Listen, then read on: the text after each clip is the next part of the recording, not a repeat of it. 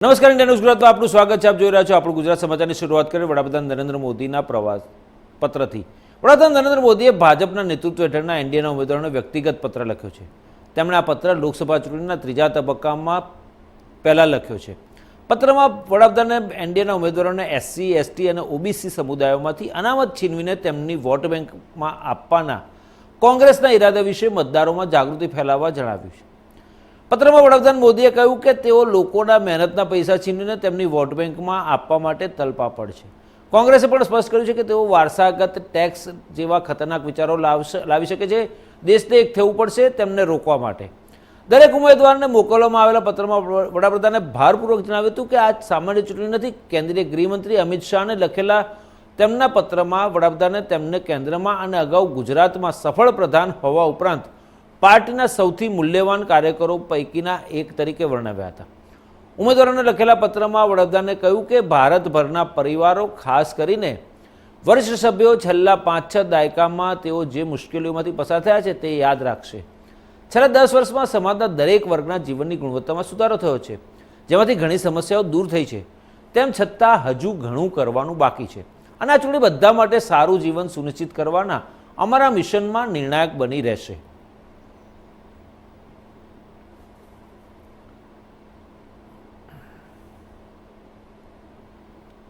સમાચારમાં આગળ જઈને વાત કરીએ એડિટેડ વિડીયોના મામલાની.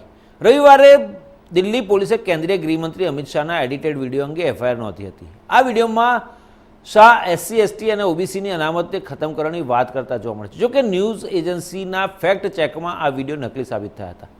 આ એડિટેડ વિડીયોને ફેલાવવા અંગેની એક ફરિયાદ ભાજપ દ્વારા કરાઈ હતી, જ્યારે બીજી ફરિયાદ ગૃહ મંત્રાલય દ્વારા કરવામાં આવી હતી.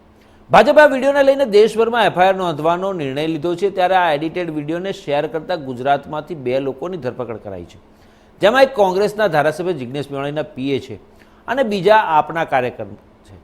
અમદાવાદ સાયબર ક્રાઇમ બ્રાન્ચે અમિત શાહની સભાના વિડીયોને ખોટી રીતે વાયરલ કરનારની ધરપકડ કરી છે. આરોપીઓએ કેન્દ્રીય ગૃહમંત્રીની જાહેર સભાના વિડીયોને એડિટ કરીને વાયરલ કર્યો હતો.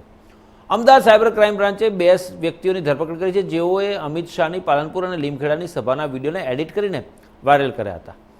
સતીશ વસાણી અને આરબી બારિયાની ધરપકડ કરાઈ છે, જેમાં આરબી બારિયા આપનો કાર્યકર છે તો સતીશ વસાણી કોંગ્રેસના વડગામના ધારાસભ્ય જિગ્નેશ મેવાણીના પીએ છે. भारतीय जनता पार्टी की सरकार बनेगी तो एक गैर संवैधानिक एससी, एसटी और ओबीसी का है वो रिजर्वेशन को हम समाप्त कर देंगे. मैं यहां कहकर जाता हूं, भारतीय जनता पार्टी की सरकार बनेगी तो एक गैर संवैधानिक मुस्लिम रिजर्वेशन को हम समाप्त कर देंगे. ये अधिकार तेलंगाना के एससी, एसटी और ओबीसी का है वो अधिकार उनको मिलेगा और मुस्लिम रिजर्वेशन को हम समाप्त कर देंगे. Ahmedabad city cyber crime branch अपने सोशल मीडिया सेल के अंदर सर्वेलेंस के दौरान एक वीडियो वायरल हो रहा था, जिसके आगे की तपास करते हुए ये पता चला कि 2 फेसबुक प्रोफाइल होल्डर मेनली एक सतीश बंसोला करके है और एक राकेश बारिया करके हैं. उन्होंने फेसबुक प्रोफाइल से माननीय केंद्रीय मंत्री गृह मंत्री का जो सभा का वीडियो है उसे एडिट करके एडिटेड वीडियो अपने सोशल मीडिया हैंडल के थ्रू पोस्ट किया और उसे वायरल किया है. उसके अनुसंधान साइबर क्राइम पुलिस स्टेशन में कल एक एफआईआर नोंधाई है. 153(1)A, 505, 469 और 171G और आईटी एक्ट के हेठળ ये फरियाद नोंधाई है और ये 2 आरोपी की धरपकड़ करने में आई है. कंटेंट क्या है वीडियो में और दोनों आरोपियों की प्रोफाइल क्या है? प्राथमिक तपास के दरमियान ये पता चला कि दोनों राजकीय आगेवान हैं और आगे की उसमें जांच चालू है. वीडियो का कंटेंट जो सभा में आरक्षण के बारे में केंद्रीय गृह मंत्री जी का जो निवेदन था उसको एडिट किया गया है. उसको तोड़ मरोड़ के जोड़ के ओरिजिनल वीडियो से छेड़खानी करके एक एडिटेड वीडियो इन्होंने अपलोड किया है अपने फेसबुक प्रोफाइल पर. वीडियो फेक है वो कैसे पता चला और उसको लेकर ज़्यादा जांच क्या करेंगे? प्राथमिक तपास में ये वीडियो हमें मिला है कि ये फेक है और ओरिजिनल वीडियो भी मिला है और सोशल मीडिया के माध्यम से भी ओरिजिनल वीडियो पोस्ट भी करने में आया है और इनका एडिटेड वीडियो भी हमें मिला है और इसे आगे हम एफएसएल में भेजने वाले हैं. इनके मोबाइल फ़ोन को भी एफएसएल जांच में भेजने वाले हैं ताकि इसमें आगे ये वीडियो कहाँ से जनरेट हुआ और किस कितना में सर्कुलेट हुआ है उसके बारे में हम खराई कर सकें। ये कौन से पक्ष से दिल्ली पुलिस जुड़े ने- हुए हैं वो पता चला है मैम? कौन से राजकीय पक्ष अभी से? हमारी तपास उसमें जारी है। और कितनी एफआईआर लॉन्च की गई इसमें ये वीडियो को जो रिगार्डिंग? इसमें एक दिल्ली पुलिस में एक एफआईआर नोंधी है और आगे की एफआईआर अभी आज अहमदाबाद सिटी में नोंधाई गई है। ओके। देखिए, मैं किसी भी फेक न्यूज, फेक वीडियो या फेक प्रोपेगेंडा का कभी भी जीवन में समर्थक नहीं हो सकता। मैं इस प्रकार की सारी हरकतों की निंदा करता हूं। लेकिन आज के सोशल मीडिया की दुनिया में अनगिनत हजारों लाखों रील्स, फेसबुक के पोस्ट और व्हाट्सएप के मैसेजेस और वीडियोस घूमते रहते हैं, जिसमें किसी का गलत इंटेंशन न हो तब भी लोग गलती कर बैठे हैं। ऑफ कोर्स लोगों को सावधान रहना चाहिए, वो आप हो, मैं हो या सतीश भाई हो, लेकिन सिलेक्टिवली किसी को चुनाव के वक्त वो कैंपेन न कर पाए, इस प्रकार से टारगेट करना, और वो भी जहां पर नॉर्थ गुजरात की पाटन और लोकसभा की सीट जहां कांग्रेस डंके की चोट पर चुनाव जीतने जा रही है, वहां दलित समाज का वो काम न कर पाए, दलित समाज के बीच में मोबिलाइजेशन न कर पाए, उस इंटेंशन के साथ उसकी गिरफ्तारी करना, उसके पीछे की मंशा बहुत साफ है। भाजपा आरएसएस के लोग पूरा आईटी का सेल चलाते हैं। उनके लोग वहां से निकलकर भाजपा आरएसएस छोड़कर किताबें लिखी है कि किस प्रकार से आरएसएस और बीजेपी का आईटी सेल लगातार फर्जी खबरें फैलाता रहा और आज भी फैलाता है। उसका यदि कॉग्निजेंस लिया जाए तो कम से कम 10,000 आरएसएस और भाजपा के लोगों की गिरफ्तारी होगी। चूंकि 1 तारीख को नॉर्थ गुजरात के डिसा में माननीय प्रधानमंत्री नरेंद्र मोदी की जनसभा है और आपने दलित समाज के एक लोकप्रिय युवा साथी की गिरफ्तारी की है, तो डिसा, बनासकांठा और पाटन के दलितों में इसका मैसेज अच्छा नहीं जाएगा। बहुत से लोग मोदी जी के स्वागत के लिए जा सकते हैं। यहाँ की पुलिस को, प्रशासन को, सरकार को मैं अवगत भी कर रहा हूं, जितना दलितों को दबाने की कोशिश करोगे स्प्रिंग की तरह वो उछलेगा। मेरे साथ एक बार आसाम वाला प्रयोग कर चुके हैं, मुंह की खाकर बैठे हैं, और जितने दलितों को दबाओगे इंकलाब और भी बुलंद होगा। यही कहना चाहता हूं। સમાચારમાં આગળ વધીને વાત કરીએ વતનમાં વડાપ્રધાનથી। લોકસભાની ચૂંટણીનો પ્રચાર જોરશોરથી ચાલી રહ્યો છે, જેમાં વડાપ્રધાન નરેન્દ્ર મોદી ગુજરાત પ્રચારના શ્રી ગણેશ ડીસાથી 1 મેના રોજ કરવાના છે। ડીસામાં વડાપ્રધાનની જાહેર સભા અંગેની જોરશોરથી તૈયારીઓને આખરી ઓપ આપવામાં આવી રહ્યો છે। ડીસામાં બપોરે સભા હોવાના કારણે સભા મંડપમાં કુલિંગ સિસ્ટમ લગાવવામાં આવી છે, જેનાથી બહાર કરતાં મંડપમાં 8 ડિગ્રી જેટલું તાપમાન નીચું રહેશે। વડાપ્રધાન નરેન્દ્ર મોદી લોકસભા ચૂંટણીના ગુજરાતના ત્રીજા તબક્કાના મતદાન માટે 1 મેથી પ્રચાર કાર્ય શરૂ કરવાના છે। તેઓ ગુજરાતમાં 2 દિવસમાં કુલ 6 સભા સંબોધશે, જેમાં ડીસામાં 1 મેએ પ્રથમ સભા બપોરે 3:30 વાગે યોજાવાની છે, જે માટે ભાજપ દ્વારા ભર બપોર હોવા છતાં મોટી સંખ્યામાં લોકો ઉપસ્થિત રહે અને તેમને તમામ પ્રકારની સુવિધાઓ મળે તે માટેની તડામાર તૈયારીઓ કરવામાં આવી રહી છે। વડાપ્રધાનની પ્રથમ સભા ડીસા એરપોર્ટ ખાતે હોવાથી ભર બપોરે લોકોને ગરમીથી ઠંડક રહે તે માટે સભા મંડપમાં કુલિંગ સિસ્ટમ લગાવવામાં આવી છે। સભા સ્થળે દરેક તાલુકા આરોગ્ય અધિકારી અને જિલ્લા આરોગ્ય અધિકારીઓ મોનિટરિંગ કરશે। માટે આતુર છે, સાંભળવા માટે આતુર છે, ત્યારે આપણે જોઈ રહ્યા છે કે જે રીતે તૈયારીઓ ચાલી રહી છે, જે રીતે જન પ્રતિસાદ મળી રહ્યો છે, એ પ્રમાણે નરેન્દ્રભાઈ મોદી સાહેબ બનાસની ધરતી ઉપર આવી રહ્યા છે, ડીસાની ધરતી ઉપર આવી રહ્યા છે। 1 તારીખે બપોરે 2 વાગે આવી રહ્યા છે અને આ તૈયારી આપ જોઈ રહ્યા છો। ખૂબ ભવ્યથી ભવ્ય સ્વાગત કરવા માટે બનાસના લોકો આતુર છે, ખેડૂતો આતુર છે, યુવાનો આતુર છે, મહિલાઓ આતુર છે, મધ્યમવર્ગીય લોકોથી લઈ ગરીબ લોકો, જેને ખૂબ મોદી સાહેબના જેમને આશીર્વાદ મળ્યા છે એવા તમામ લોકો આ સભામાં આવવા માટે આતુર છે અને ખૂબ સારી તૈયારી ચાલી રહી છે। લોકસભા 2024ની ચૂંટણીના ત્રીજા ચરણમાં ગુજરાતની 25 બેઠકો પર મતદાન થવાનું છે, ત્યારે અમરેલી, જૂનાગઢ અને પોરબંદર લોકસભા બેઠકના ચૂંટણી પ્રચાર માટે વડાપ્રધાન નરેન્દ્ર મોદી 2 મેએ જૂનાગઢ આવી રહ્યા છે। તંત્ર દ્વારા તૈયારીઓને આખરી ઓપ આપવામાં આવી રહ્યો છે। જૂનાગઢ શહેરના એગ્રીકલ્ચર ગ્રાઉન્ડ ખાતે નરેન્દ્ર મોદી 2 મેના રોજ બપોરે 3 વાગે એક વિશાળ જનસભાને સંબોધવાના છે। ત્યારે હાલ જૂનાગઢ શહેર તેમજ એગ્રીકલ્ચર ગ્રાઉન્ડ પોલીસ છાવણીમાં ફેરવાઈ ચૂક્યું છે અને લોકોમાં પણ ઉત્સાહ જોવા મળી રહ્યો હોવાનું શહેર ભાજપ પ્રમુખે જણાવ્યું હતું। 2024ની ચૂંટણી આગામી તારીખ 7મી મેના રોજ ત્રીજા ચરણની અંદર ગુજરાતમાં યોજાવા જઈ રહી છે। 25 બેઠકો માટેની યોજાનારી આ ચૂંટણીમાં આગામી તારીખ 1 અને 2 મેના રોજ વડાપ્રધાન નરેન્દ્ર મોદી ગુજરાતના પ્રવાસે છે। ત્યારે વાત કરીએ જૂનાગઢની। જૂનાગઢની અંદર એગ્રીકલ્ચર ખાતે યોજાનાર આ નરેન્દ્ર મોદીની સભાને લઈ અને હાલ તડામાર તૈયારીઓ તંત્ર દ્વારા કરવામાં આવી રહી છે, જે દ્રશ્યોમાં બતાવવાના પ્રયત્ન કરી રહ્યો છું. સભા સ્થળ ઉપર હાલ મોટી સંખ્યાની અંદર પોલીસ બંદોબસ્ત ગોઠવાઈ દેવામાં આવ્યો છે અને તૈયારીઓને આખરી ઓપ આપવામાં આવી રહ્યો છે. 14 વિધાનસભા, 3 લોકસભા બેઠક અમરેલી, જુનાગઢ અને પોરબંદર અને 4 જિલ્લાઓ માટેની આ જે જાહેર સભા છે એની અંદર વડાપ્રધાન છે એ ખૂબ મોટી સંખ્યાની અંદર આ સ્થળ ખાતેથી જે છે એ લોકોને સંબોધન કરશે અને ચૂંટણી પ્રચાર કરશે. ત્યારે હાલ વહીવટી તંત્ર દ્વારા આ તૈયારીઓને આખરી ઓપ આપવામાં આવી રહ્યું છે. સુરક્ષાની વાત હોય તો સુરક્ષાની દ્રષ્ટિએ હાલ પૂરજોશમાં ચેકિંગ ચાલી રહ્યું છે. જે દ્રશ્યોમાં જોઈ શકાય છે, સામુ જે સ્ટેજ દેખાય છે એ સ્ટેજ ઉપરથી જે વડાપ્રધાન નરેન્દ્ર મોદી છે એ આ જાહેર સભાને સંબોધન કરશે. ત્યારે હાલ આ તૈયારીઓને આખરી ઓપ આપવામાં આવી રહ્યું છે. ભાવિક જોશી, ઇન્ડિયા ન્યૂઝ, જુનાગઢ. લોકસભા ચૂંટણી 2024માં ગુજરાતના ત્રીજા તબક્કામાં તમામ બેઠકો પર મતદાન થવાનું છે. આ અગાઉ વડાપ્રધાન નરેન્દ્ર મોદી, અમિત શાહ, રાહુલ ગાંધી અને પ્રિયંકા ગાંધી સહિતના નેતાઓ ગુજરાતમાં પ્રચાર માટે સતત આવન જાવન કરી રહ્યા છે. વલસાડના ધરમપુરમાં સભાને સંબોધ્યા બાદ પ્રિયંકા ગાંધી વાડરા ફરી એક વખત ગુજરાતના પ્રવાસ આવી રહ્યા છે. પ્રિયંકા ગાંધી વાડરા બનાસકાંઠામાં જનસભાને સંબોધશે. પ્રિયંકા ગાંધી વાડરા 3 મે ગુજરાતમાં આવી રહ્યા છે. પ્રિયંકા ગાંધી વાડરા બનાસકાંઠામાં ગેનીબેન ઠાકોર માટે પ્રચાર કરશે. પ્રિયંકા ગાંધી વાડરા 3 મે સવારે 11 વાગે લાખણીમાં જનસભાને સંબોધશે. આ પહેલા કોંગ્રેસના મહામંત્રી પ્રિયંકા ગાંધી વાડરાએ શનિવારે વલસાડના ધરમપુરમાં કોંગ્રેસના ઉમેદવાર અનંત પટેલના સમર્થનમાં જનસભાને સંબોધી હતી. વડાપ્રધાન નરેન્દ્ર મોદી પણ બનાસકાંઠાના ડીસામાં 1 મે જનસભાને સંબોધશે. વડાપ્રધાન નરેન્દ્ર મોદી ભાજપના બનાસકાંઠાના ઉમેદવાર ડોક્ટર રેખા ચૌધરી માટે મત માગશે. બનાસકાંઠામાં કોંગ્રેસે ગેનીબેન ઠાકોરને ઉમેદવાર બનાવ્યા છે, જ્યારે ભાજપે ડોક્ટર રેખા ચૌધરીને ટિકિટ આપી છે.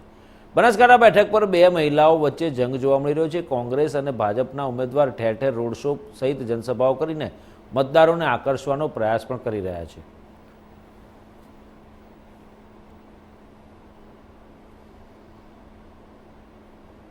લોકસભાની ચૂંટણીને લઈને બારડોલી લોકસભા બેઠકમાં સમાવિષ્ટ તાપી જિલ્લાની 2 વિધાનસભા બેઠક પર ચૂંટણી ફરજની જવાબદારી નિભાવવા જઈ રહેલા અધિકારીઓ અને કર્મચારીઓ માટે 2 દિવસ સુધી પોસ્ટલ બેલેટ વડે મતદાનની પ્રક્રિયા શરૂ થઈ છે.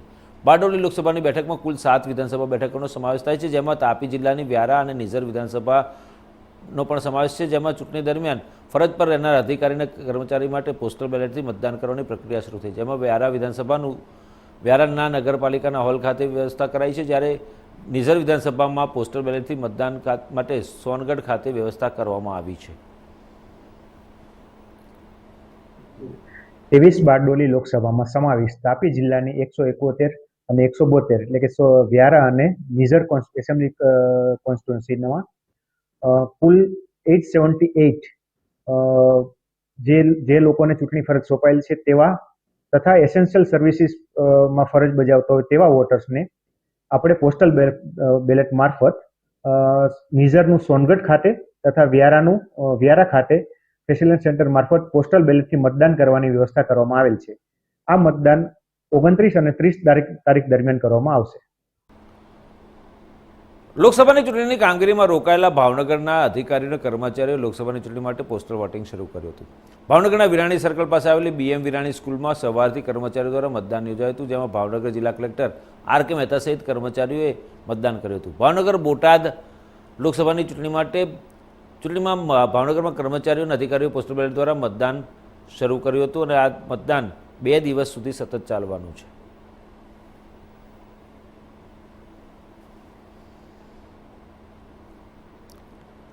ઓગણત્રીસ એપ્રિલ 2024થી 3 દિવસ માટે ગવર્મેન્ટ એન્જિનિયરિંગ કોલેજ ખાતે સવારથી પોલીસ કર્મચારીઓ, ST કર્મચારીઓ તથા સરકારી કર્મચારીઓ માટે 3 દિવસ સુધી પોસ્ટલ બેલેટની કામગીરી શરૂ કરવામાં આવી છે, જેમાં મોટાભાગના સરકારી કર્મચારીઓ વોટિંગ કરીને પોતાની ફરજ નિભાવી રહ્યા છે. આ પોસ્ટલ બેલેટ વોટિંગ માટે વહીવટીતંત્ર દ્વારા વ્યવસ્થા કરવામાં આવી હતી. ભારતના ચૂંટણી પંચના આદેશ અનુસાર વિવિધ તબક્કામાંથી એમ કે ચૂંટણીની પ્રક્રિયા ચાલુ થઈ ગઈ છે. 7મી મે છે તો ચૂંટણી થવાની છે અને હાલમાં છે તો જે કર્મચારીઓ જે છે પોલીસ ખાતાના કર્મચારીઓ છે, STના કર્મચારીઓ છે, આ બધા કર્મચારીઓ માટે જે PBથી મતદાન કરવાનું હતું એનું ફેસિલિટી સેન્ટર આજે એમ કે એન્જિનિયરિંગ કોલેજ દાહોદ ખાતે અમે શરૂ કરેલું છે અને રાબેતા મુજબ છે તો એ કામગીરી ચાલુ થઈ ગઈ છે. સવારથી અત્યાર સુધી મોટાભાગનું મતદાન પણ થયેલું છે. પોલીસના કર્મચારી અધિકારીઓ છે તો સતત એમ કે આવજા કરી અને એમનું મતદાન કરી રહ્યા છે. અને આજથી અમે શરૂ કર્યું છે. એટલે આજ આવતીકાલના પરમ દિવસ એટલે 1 તારીખ એમ 3 દિવસ અમે ફાળવેલા છે. અને એ રાબેતા મુજબ એમ કે એન્જિનિયરિંગ કોલેજ ખાતે આ ફેસિલિટી સેન્ટર ચાલુ રહેશે અને મતદાન પણ ચાલુ રાખવામાં આવશે. મનોજ મિશ્રા, મામલતદાર, દાહોદ. નર્મદા ઉત્તર વાહિની પરિક્રમા સ્થગિત કરાતા હજારો શ્રદ્ધાળુઓ અટવાઈ ગયા હતા. નર્મદા ડેમમાંથી 30,000 ક્યુસેક પાણી છોડવામાં આવતા પરિક્રમા રોકવામાં આવી હતી. નર્મદા પરિક્રમા માટે દેશભરમાંથી દૂર દૂરથી શ્રદ્ધાળુઓ પરિક્રમા માટે પહોંચ્યા હતા. પરિક્રમા બંધ છે તેવો મેસેજ મોડો મળતા હજારો પરિક્રમાવાસીઓ અટવાતા હોબાળો સર્જાયો હતો, જેના કારણે પોલીસ અને પ્રશાસન સાથે પરિક્રમાવાસીઓનું ઘર્ષણ થયું હતું. નર્મદા ડેમના રિવરબેડ પાવર હાઉસના 3 ટર્બાઇન ચાલુ થતાં 30,000 ક્યુસેક પાણી નર્મદા નદીમાં છોડવામાં આવ્યું.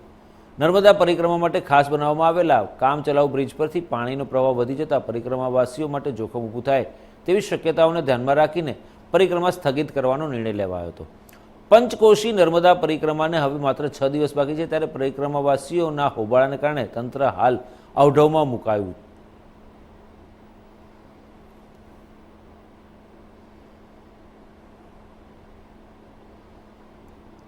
ચૂંટણીના માહોલ વચ્ચે ભાજપની પ્રચાર સામગ્રીની નમો પઝલનું બાળકોમાં આકર્ષણ જોવા મળ્યું છે. લોકસભા ચૂંટણી જંગના માહોલ જામી રહ્યો છે. ચૂંટણી સભાઓ, જનસંપર્ક અભિયાનની સાથે સાથે પ્રચાર સામગ્રી રૂપે કેપ, ખેસ, ઝંડા, ટી શર્ટ વગેરેની સાથે બાળકો માટે ભાજપ દ્વારા મોદી પઝલનું પણ વિતરણ કરવામાં આવી રહ્યું છે, જેનું બાળકોમાં આકર્ષણ જોવા મળ્યું છે. હાલ વેકેશનનો સમય હોય બાળકો મોદી પઝલ સાથે સમય પસાર કરી ખુશ જોવા મળી રહ્યા છે.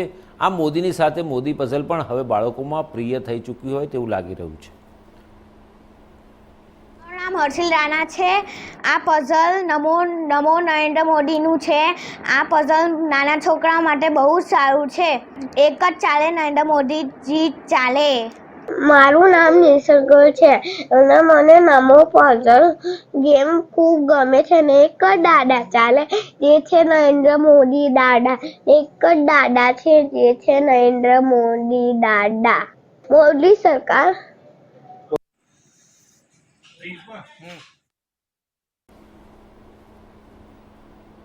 હિંમતનગરમાં આર્ટો ફેરના ફાઉન્ડર હિતેશ પંચાલ તથા હોબી ઇન્ડિયાના મનીષા પુરોહિત દ્વારા બાળકો માટે આર્ટ કેમ્પનું આયોજન મહાવીનગર ખાતે કરાયું હતું, જેમાં બંને આર્ટિસ્ટના માર્ગદર્શન હેઠળ બાળકોએ અલગ અલગ કલાકૃતિઓ બનાવી હતી અને તે કલાકૃતિઓનું પ્રદર્શન પણ યોજાયું હતું, જેમાં બાળકોના વાલીઓ પોતાના બાળકો દ્વારા તૈયાર કરાયેલી કલાકૃતિઓ નિહાળીને આનંદ વ્યક્ત કર્યો હતો.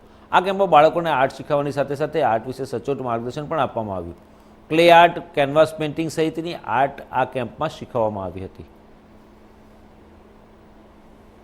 હિંમતનગરની અંદર આર્ટ પ્રત્યે જે રસ ધરાવતા બાળકોને અમે અહીંયા સમર કેમ્પનું આયોજન કર્યું હતું, કે જેની અંદર 15 જેટલા બાળકોએ રસ લીધો હતો અને જેમાં અમે ક્લે વર્ક છે, કેનવાસ પેઇન્ટિંગ છે, વોટર કલર પેઇન્ટિંગ છે અને વેસ્ટમાંથી બેસ્ટ વસ્તુ કેવી રીતે બનાવવી આર્ટમાં એ અમને શીખવાડ્યું હતું. ને એનું અહીંયા અમે નાનું એક પ્રદર્શન ગોઠવ્યું છે, કે જેમાં વાલીઓ તથા જે આર્ટને રસ ધરાવતા લોકોએ અહીં બહુ નિહાળીને અને બાળકોને પ્રોત્સાહિત કર્યો છે. તો એના માટે અમે થોડું નાનું એક એક્ઝિબિશન યોજાયું છે. રાજ્યના પડોશમાં આવેલા સંઘ પ્રદેશ દાદરાનગર હવેલી લોકસભા બેઠક પર ભાજપે સંકલ્પપત્ર જાહેર કર્યું છે, જેમાં ભાજપે પ્રદેશમાં સૂર્ય ઘર યોજના અંતર્ગત 300 યુનિટ વીજળી મફતમાં આપવાનો વાયદો કર્યો છે.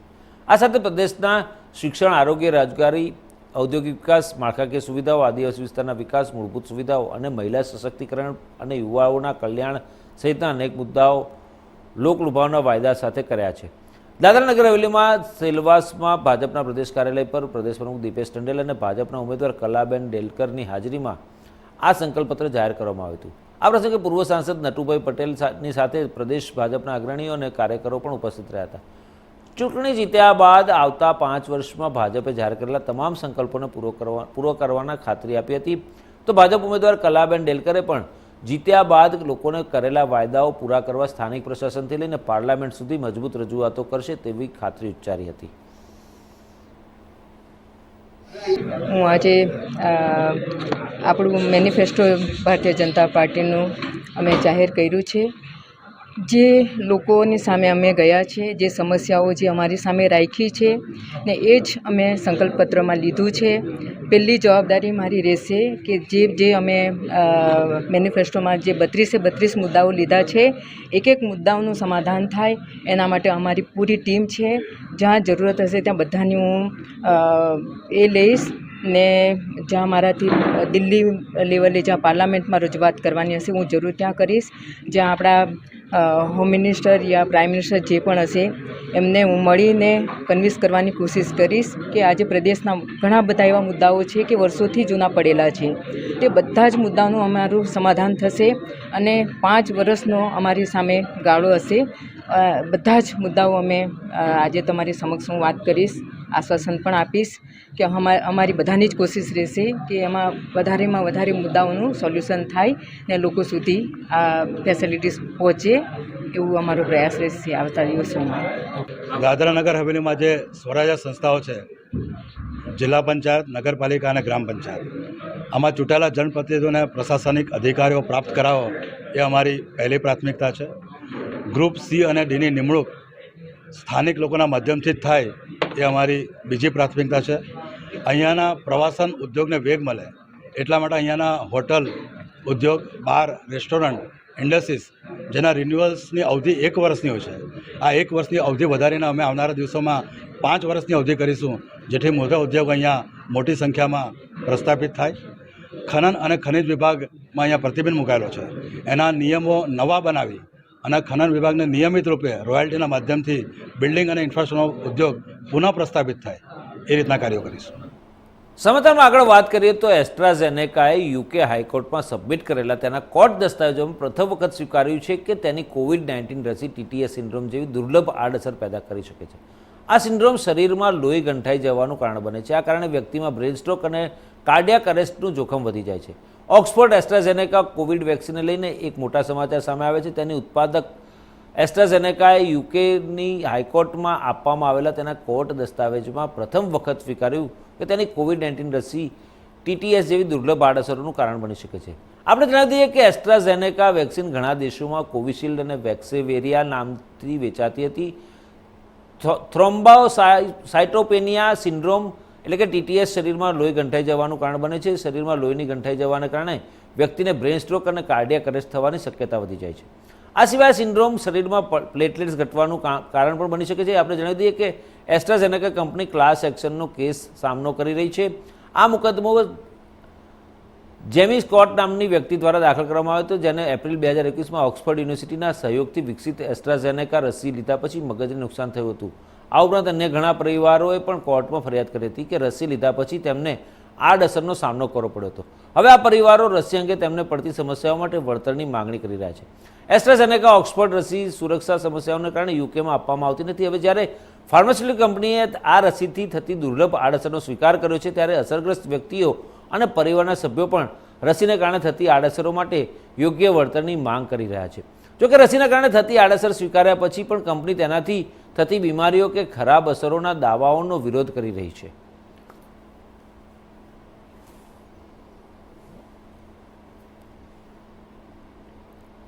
આપણું ગુજરાતમાં અત્યારે બસ આટલું જ. વધુ સમાચાર અપડેટ્સ માટે જોતા રહો ઇન્ડિયા ન્યૂઝ ગુજરાત, ગુજરાતી ધડકન. નમસ્કાર.